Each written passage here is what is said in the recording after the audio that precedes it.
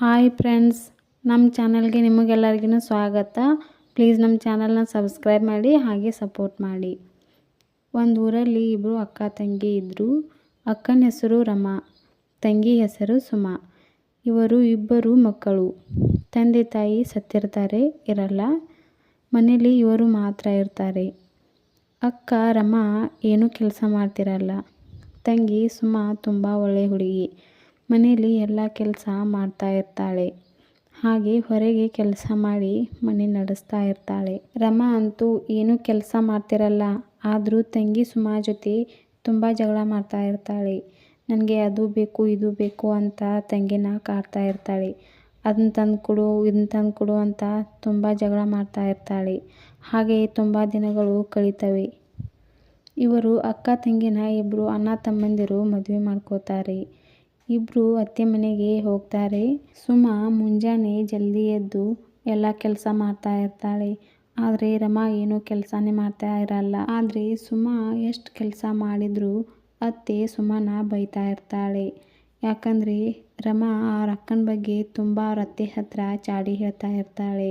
ತಂಗಿ ಸುಮಾನ ಬೈಸೋದು ಅಂದರೆ ಅಕ್ಕ ರಮಾಗೆ ತುಂಬ ಇಷ್ಟ. ಹಾಗೆ ಅವ್ರ ಅತ್ತೆ ಹತ್ರ ಚಾಡಿ ಹೇಳಿ ತುಂಬ ಬೈಸ್ತಾ ಇರ್ತಾಳೆ. ಇದು ಸುಮನ್ ಗಂಡಂಗೆ ಗೊತ್ತಾಗುತ್ತೆ. ಅವನು ಹೋಗಿ ತನ್ನ ತಾಯಿ ಹತ್ರ ಕೇಳ್ತಾನೆ, ಅಮ್ಮ ಸುಮಾ ಏನು ತಪ್ಪು ಮಾಡಿದ್ದಾಳೆ, ಯಾಕೆ ಅವಳನ್ನು ಯಾವಾಗಲೂ ಬೈತಾ ಇರ್ತೀರಾ ಅಂತ ಕೇಳ್ತಾನೆ. ಆಗ ಅವನ ತಾಯಿ ಹೇಳ್ತಾಳೆ, ನಿನ್ನ ಹೆಂಡತಿ ಏನೂ ಕೆಲಸ ಮಾಡಲ್ಲ, ಬರೀ ತಿನ್ನೋದು ಮಾತ್ರ ಮಾಡ್ತಾಳೆ ಅಂತ ತುಂಬ ಬೈತಾರೆ. ನೀವಿಬ್ಬರು ಇಲ್ಲಿ ಇರಬೇಡಿ, ಮನೆ ಬಿಟ್ಟು ಹೋಗಿ. ಸುಮಾ ಕಾಲ್ಗುಣ ಸರಿ ಇಲ್ಲ. ಅವಳು ನಮ್ಮ ಮನೆಗೆ ಬಂದ ಬಳಿಕ ನಮಗೆ ತುಂಬ ತೊಂದರೆ ಬರ್ತಿವೆ. ಅವಳು ದುರಾದೃಷ್ಟೇ ಇದ್ದಾಳೆ. ಅವಳನ್ನು ಕರೆದುಕೊಂಡು ಮನೆ ಬಿಟ್ಟು ಹೋಗಿ ಅಂತ ಬೈತಾಳೆ. ಸುಮನ್ ಗಂಡನಿಗೆ ತುಂಬ ಕೋಪ ಬಂದಿರುತ್ತೆ. ಅವನು ತನ್ನ ಹೆಂಡತಿಯಾಗಿರೋ ಸುಮನ್ನ ಕರ್ಕೊಂಡು ಮನೆ ಬಿಟ್ಟು ಹೋಗ್ತಾನೆ. ಈಗ ಮನೆಯಲ್ಲಿ ಸುಮಾ ಇರಲ್ಲ.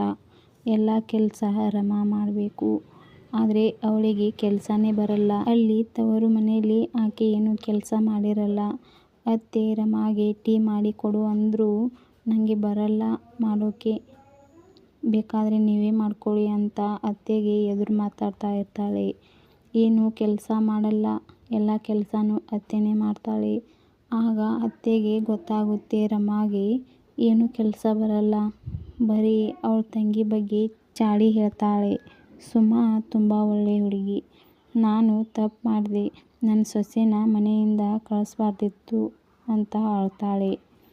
ಅತ್ತೆಗೆ ತನ್ನ ತಪ್ಪಿನ ಅರಿವಾಗುತ್ತೆ. ರಮಾ ಅತ್ತೆ ಜೊತೆ ಜಗಳ ಮಾಡಿ ಅತ್ತೆನ ಮನೆಯಿಂದ ಹೊರಗೆ ಹಾಕ್ತಾಳೆ. ಅತ್ತೆ ಸುಮಾನ್ ಮನೆಗೆ ಹೋಗಲ್ಲ. ನಾನೇ ಅವಳನ್ನು ಮನೆಯಿಂದ ಹೊರಗೆ ಹಾಕಿದ್ದೇನೆ, ಅವಳ ಮನೆಗೆ ನಾ ಹೇಗೆ ಹೋಗಲಿ ಅಂತ ದೇವಸ್ಥಾನಕ್ಕೆ ಹೋಗ್ತಾಳೆ. ಇನ್ನು ಮುಂದೆ ನಾ ಇಲ್ಲೇ ದೇವಸ್ಥಾನದಲ್ಲೇ ಇರ್ತೀನಿ ಅಂತಾಳೆ. ಅಲ್ಲಿ ಹೋಗಿ ನೋಡಿದರೆ ಸುಮಾ ಬಂದಿರ್ತಾಳೆ.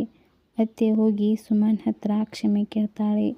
ಸುಮಾ ತನ್ನ ಅತ್ತೆನ ತಮ್ಮ ಮನೆಗೆ ಕರ್ಕೊಂಡು ಹೋಗ್ತಾಳೆ. ಅತ್ತೆ ತುಂಬ ನಾಚಿಕೆ ಪಡ್ತಾಳೆ. ನಾನು ಸುಮಾಗೆ ಎಷ್ಟೆಲ್ಲ ಕಷ್ಟ ಕೊಟ್ಟರು ಅವಳು ನನ್ನ ಮೇಲೆ ಎಷ್ಟೊಂದು ಪ್ರೀತಿ ಇದ್ದಾಳೆ ಅಂತ ತುಂಬ ನಾಚಿಕೆ ಪಡ್ತಾಳೆ.